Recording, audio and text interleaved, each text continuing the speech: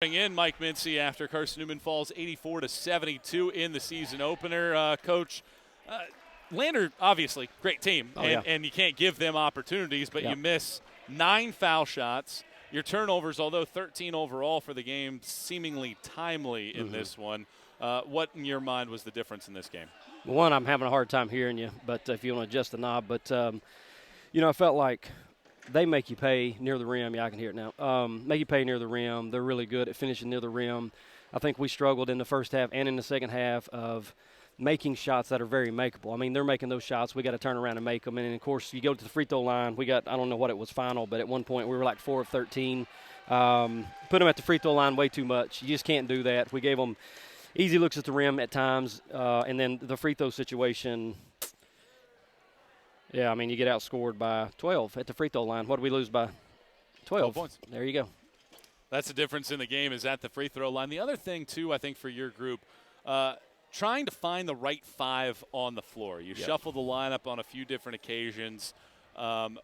What, in your eyes, is going to be the key to trying to find that right mix of ingredients there with the 5 on the floor? Yeah, the way we started was obviously the returning 5 from last year, and we felt very comfortable with that group. But, we had this situation last year where at the half they were all negative in the plus-minus chart, and all the subs basically that came in except for one was in the positive in a 8-point deficit. So we just felt like, it's first game, and we knew that this was going to be a very tough matchup for us. It's not the end of the world. They're ranked number 3 in the country, and rightfully so. But we knew we were going to be a work in progress to try to find out who we have. I was very impressed with that second group that came in, especially in the first half, and gave us a lot of energy. Put some points on the board, and obviously most of them had a positive. So we switched it up, and, am I happy with the second half, with how those lineups played out? Until I watch the film, I can't really tell you, but it's something we're going to have to go back and watch up and see, exactly who do we want to go with. Taylor Goforth, I think, played her tail off. I had 5 offensive rebounds in the first half, kept a lot of things alive. So certainly very proud of her. You mentioned her, and last year one of the big topics of conversation that we had was the lack of bench production that you had. Well, Campbell Penland, 11 points. Abby Wilson gets 8 points. Taylor Goforth leads your team in reboundings. Tori Rutherford, 5 assists, 5 steals for your team, 4 points for her. Sydney Pierce with 4 points. Yep.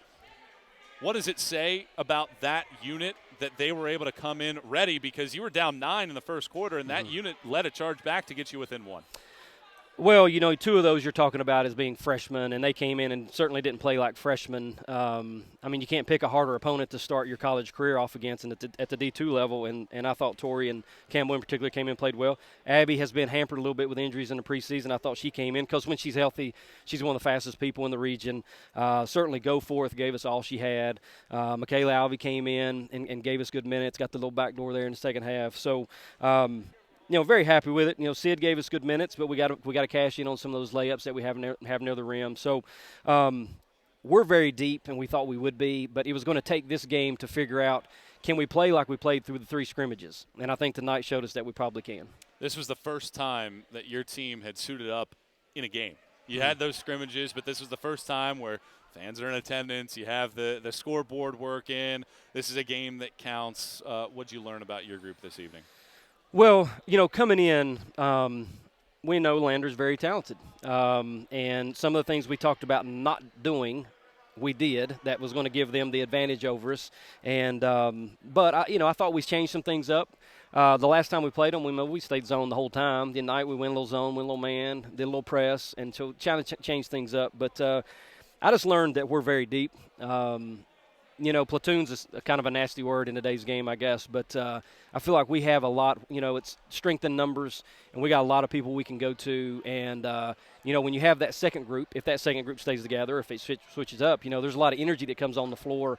And it just kind of wears down on an opponent if they don't have the type of numbers that we have. So looking forward as we move into tomorrow and certainly in the conference play on Wednesday to be able to use those bodies and watch us gel together. And like we talked about in our earlier interviews, this wasn't going to be the one. We want to be strong toward the end, and I saw a lot of positives tonight that we can take away. Some negatives that we'll improve upon, but the positives are going to outweigh those as we move further into the season.